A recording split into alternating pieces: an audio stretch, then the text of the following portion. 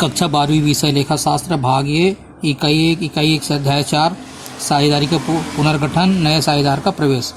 नए साझेदार का प्रवेश, इससे संबंधित आपको नया लाभ हानि विभाजन संबंधी क्रियात्मक प्रश्न जो स्थिति क्रमांक 1 था, जब पुराने साझेदार अपना पुराना अनुपात यथावत रखना चाहते हैं, इससे संबंधित आपको क्रियात्मक प्रश्न समझाया गया। इसके बाद स्थिति क्रमांक 2, जब नया साझेदार अपना भाग पुराने साझेदारों से समान रूप से प्राप्त करता है, इस स्थिति से संबंधित आपको क्रियात्मक प्रश्न इसके पहले आपको समझाया गया।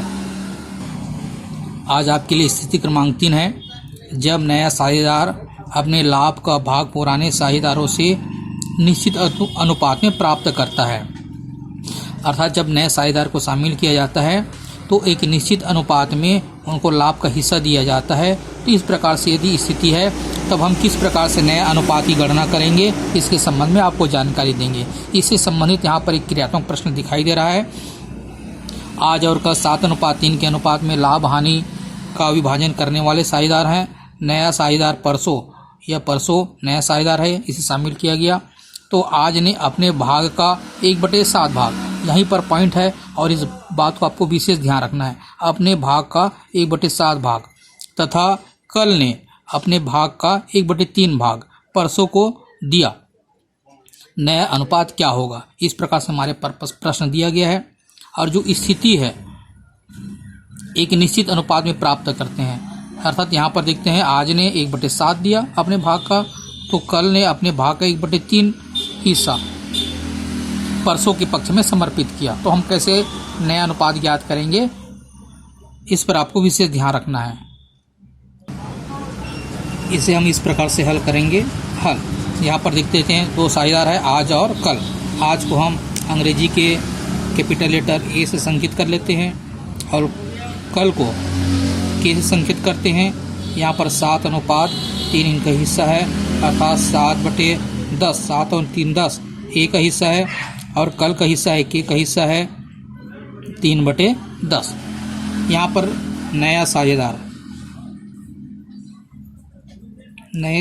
साझेदार परसों है, इसे हम पी से संकेत करते हैं और इसको आज और कल ने हिस्सा दिया, तो यहाँ पर स्पष्ट नहीं दिया गया है कि नए साझेदार का हिस्सा कितना है। यह एक प्रश्नवाचक होगा, इसे हम प्रश्नवाचक चिन्ह से इस प्रकार से भी संकेत कर देते हैं, अर्थात पी का हिस्सा को भी हमको ज्ञात करना है। इसके लिए प्रश्नों को आपको 2 बार 3 बार 4 बार ध्यान से पढ़ना है और जैसे कहा गया है वैसी कार्य करना है। यहाँ पर स्पष्ट बोला गया है, आज ने अपने भाग का 1/7 भाग दिया। तो यहाँ पर इस प्रकार से लिखेंगे, आज ने दिया अपने भाग का 1/7 भाग। इस प्रकार से यदि लिखते हैं तो आसानी से हल होता है। अपने भाग का 1/7, अपने भाग का, यहाँ आज का भाग देखते हैं 7/10 है और गणित में का मतलब गुणा 1/7। 7 और 7 को कटा देते हैं तो यहाँ पर बचा 1/10, अर्थात आज ने परसों को अपने हिस्से में से 1/10 भाग दिया।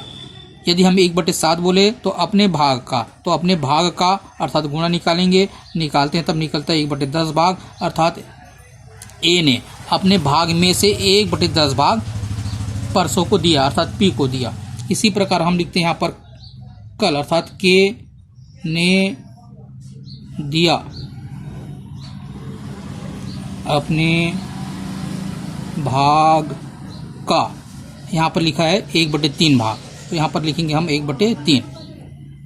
अब अपने भाग के ने दिया अपने भाग का, के का भाग है 3/10 लिख देते हैं और का अर्थात गुणा 1/3, 3 और 3 कट जाता है, यहाँ पर होता है 1/10, अर्थात के ने भी अर्थात कल ने अपने भाग में से 1/10 भाग निकाल करके पी को दे दिया, परसों को दे दिया। अब यहाँ पर हम नया भाग निकालेंगे। नया भाग यहाँ पहले देखते हैं हम आज का, कल का और ये परसों का। आज का पुराना भाग है 7/10 और 7/10 में से ए ने अर्थात आज ने 1/10 निकाल करके पी अर्थात परसों को दे दिया। इसे हम घटाएंगे, पुराने भाग में जितना दिया गया, जितना त्याग किया गया उसको माइनस करेंगे। माइनस करते हैं, यहाँ पर हर देखते हैं बराबर है 10 लिख दीजिए, अर्थात 10 में 10 गया, 10 में इस 10 को भाग करेंगे, एक बार जाएगा, 7 एकम 7, 10 में 10 इस 10 को भाग करेंगे, एक बार जाएगा, 1 एकम 1। हमें इतने सोचने की आवश्यकता नहीं है, यदि हर एक समान है तो लिख लीजिए और अंश को इस प्रकार से 7 ऋण 1, अर्थात यह हो जाएगा 6/10। अब हम के बारे में सोचते हैं, कल के बारे में सोचते हैं। इसका पुराना हिस्सा है 3/10 और 3/10 में से इन्होंने निकाल करके पी को दे दिया 1/10 हिस्सा, तो यहाँ पर भी घटाएंगे।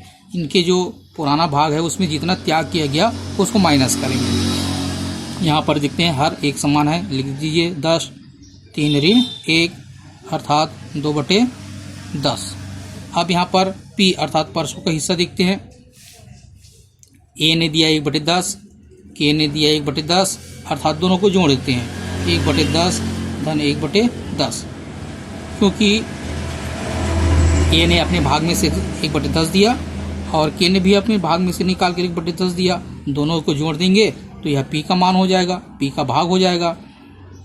10 1 धन 1 बराबर 2/10।